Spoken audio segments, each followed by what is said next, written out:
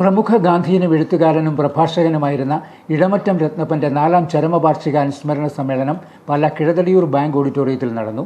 Sahrudayavedi president Ravi Puliyannur അധ്യക്ഷനായിരുന്നു. മുൻ വിവരാവകാശ കമ്മീഷൻ അംഗം ഡോക്ടർ കുര്യാസ് കുമ്പളക്കുഴി സമ്മേളന ഉദ്ഘാടനവും അനുസ്മരണ പ്രഭാഷണവും നടത്തി.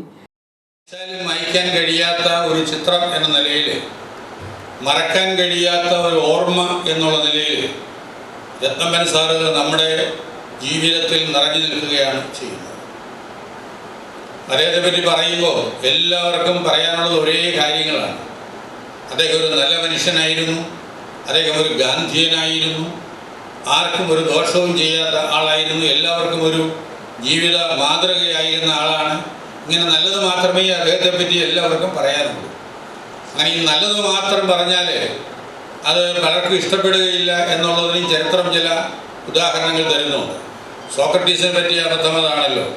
സോക്രട്ടീസിനെതിരെ വോട്ട് ചെയ്ത ഒരാൾ അദ്ദേഹം നല്ലവനാണെന്ന് പറഞ്ഞു കേട്ട് ഞാൻ മടുത്തു, ഇനി അദ്ദേഹം ഭൂമിയിൽ നിന്നങ്ങ് പോകട്ടെ എന്ന് തീരുമാനിച്ചു എന്നുള്ള ഒരു ചരിത്ര സാക്ഷ്യമുണ്ട്. പക്ഷേ രത്നപ്പൻ സാറിനെ സംബന്ധിച്ച് അങ്ങനെ ഒരു ആപത്ത് സംഭവിച്ചിട്ടില്ല. രത്നപ്പൻ സാറ് നമ്മളോടൊപ്പം ഇന്നും ഇങ്ങനെ സഞ്ചരിച്ചു കൊണ്ടിരിക്കുകയാണ്. അദ്ദേഹം ഒരു ഗാന്ധിയനാണ് എന്നുള്ള ആ ഒരു വിശേഷണം എനിക്ക് തോന്നുന്നു അത് വളരെ പരിമിതിയുള്ള ഒരു വിശേഷണമാണ്.